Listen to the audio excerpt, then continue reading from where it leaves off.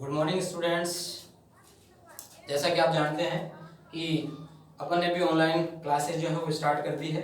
तो अपने स्कूल का एक चैनल है सूर्या वर्ल्ड स्कूल के नाम से, उनकी तरफ से आयोजित ऑनलाइन क्लासेज में मैं राजेंद्र प्रसाद आपका हार्दिक अभिनंदन करता हूं। आज हम कक्षा 10 के गणित का जो चैप्टर है ट्रिग्नोमेट्रिक रेशियोज, त्रिकोणमितीय अनुपात के बारे में थोड़ी चर्चा करते हैं। तो सबसे पहले हम चर्चा करते हैं परिभाषा के ऊपर। तो क्या परिभाषा होती है, त्रिकोणमिति क्या होती है? देखो, गणित की वह शाखा जिसमें त्रिभुज की भुजाओं और कोणों के बीच संबंध की व्याख्या की जाती है।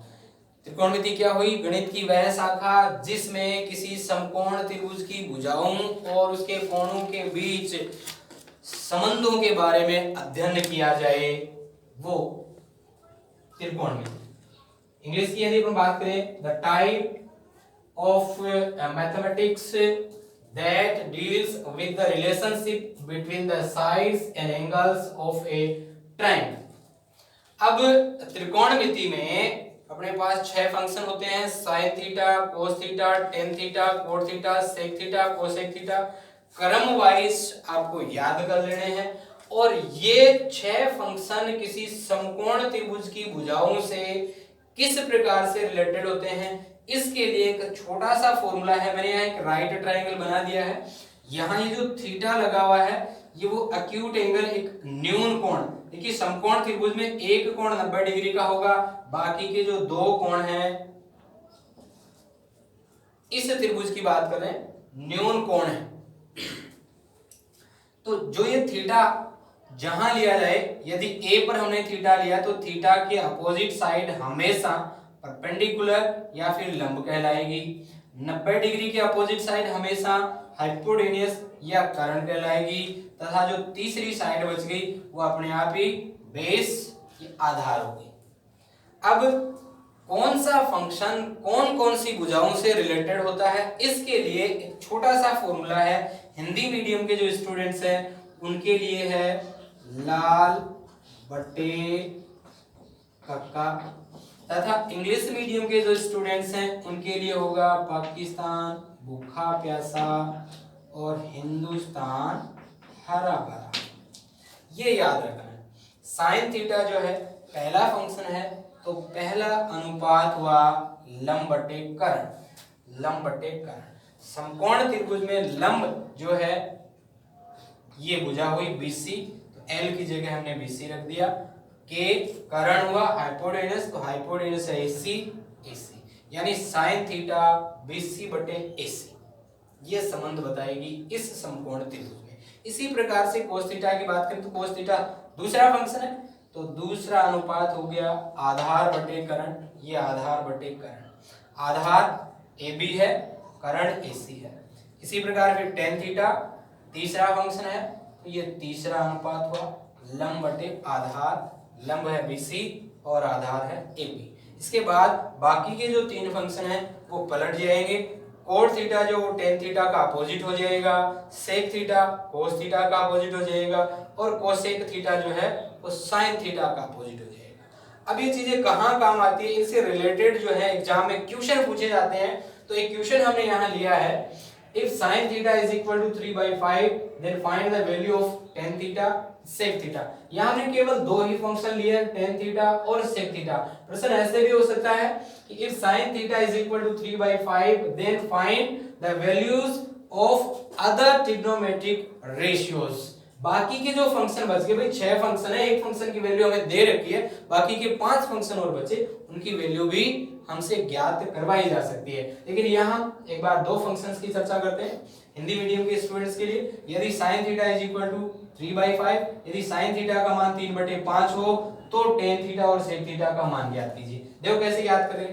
क्या दे रखा है हमें दे रखा है कि sin थीटा बराबर 3/5 है। अब हमें ये देखना है कि sin थीटा त्रिभुज की कौन कौन सी भुजाओं में संबंध बताता है। यहां जाते हैं, sin थीटा बराबर होता है लंब बटे कर्ण। लंब बटे कर्ण मतलब लंब कितना हुआ 3 और कर्ण कितना हुआ 5। तो यहां से लंब या फिर हम कहें परपेंडिकुलर, ये तो हो गया 3 और कर्ण यानी हाइपोटेनियस ये हो गया कितना 5। अब इस त्रिभुज की बात करें तो यहां अपने पास दो भुजाएं तो हमें प्राप्त हो चुकी है, लंब प्राप्त हो चुका है, कर्ण प्राप्त हो चुका है। क्या बचा? आधार बचा। वो आधार हम ज्ञात करेंगे पाइथागोरस थ्योरम के थ्रू। तो पाइथागोरस थ्योरम क्या होती है? Hypotenuse square is equal to base square plus perpendicular square, या फिर हिंदी में यदि हम कहें कि कर्ण स्क्वायर बराबर आधार स्क्वायर प्लस लंब स्क्वायर। मान रखते हैं हाइपोटेन्यूस यहाँ कितना है 5 है, तो 5 का स्क्वायर हो गया। बेस कितना है? बेस हम कैलकुलेट करना चाह रहे हैं, लंब अपने को दे रखा है, ये बेस स्क्वायर यूं का यूं रख दीजिए। परपेंडिकुलर अपने को दे रखा है कितना 3, तो ये 3 का स्क्वायर हो गया। 5 का स्क्वायर हो गया 25 is equal two plus 9। Transpose करते हैं 9 को इधर, तो ये आ जाएगा बेस स्क्वायर बराबर 25 माइनस 9, घटाने पर आएगा 16, then base is equal to square root of 16 कितना 4, यानी बेस की वैल्यू अपने पास आती है कितनी, जिसे हम कहें आधार, जिसकी वैल्यू अपने पास आ गई 4।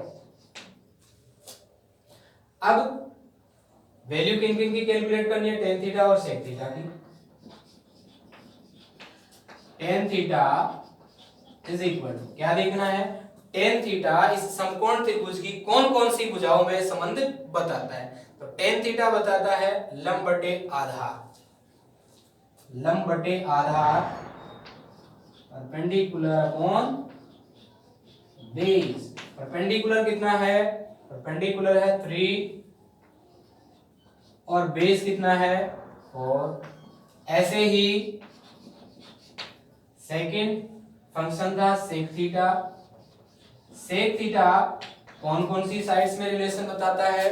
सेक थीटा बताता है कर्ण बटे आधार। कर्ण का मतलब हो गया हाइपोटेनियस, अपॉन आधार का मतलब हो गया बेस। हाइपोटेनियस कितना है? हाइपोटेनियस है 5 और बेस कितना है वही 4। तो इस प्रकार से टेन थीटा की वैल्यू आई 3/4 और सेक थीटा की वैल्यू निकली 5/4। इसी प्रकार यदि हम चाहें तो बाकी के जो फंक्शन बचे उनकी वैल्यू हम और कैलकुलेट कर सकते हैं कि साइन थीटा का मान तो हमें दे ही रखा है, टेन थीटा का हमने निकाल लिया, सेक थीटा का निकाल लिया। टोटल फंक्शन अपने पास है कितने? 6 हैं, तो 3 की वैल्यू तो हो ही चुकी है, 3 की वैल्यू और निकालनी है। वो भी आसान होते हैं, जैसे आपको बता रखा है कि जो टेन थीटा का मान निकाला है, कोट थीटा टेन थीटा का अपोजिट होता है, तो कोट थीटा का बिल्कुल आसानी से आ जाएगा। जो टेन थीटा का मान है उसको हम पलट देंगे, 4/3 हो जाएगा किसका? कोट थीटा का। सेक थीटा का मान निकाल चुके हो, साइन थीटा का मान आप निकाल चुके हो, साइन थीटा का अपोजिट करोगे कोसेक थीटा का आ जाएगा, तो कोसेक थीटा का हो जाएगा 5/3। इसी प्रकार से जो सेक थीटा है वो कोस थीटा का उल्टा होता है, यानी कोस थीटा का मान वहां से निकलेगा कितना? 4/5। तो ये था आज का कंटेंट अपना, और उम्मीद है आपको ठीक लगा होगा, समझ में भी आया होगा। इसका जो आगे का पार्ट है हम कल डिस्कस करेंगे, और तब तक आप देखते रहिए हमारा चैनल, और चैनल को सब्सक्राइब और शेयर करना ना भूलें। धन्यवाद।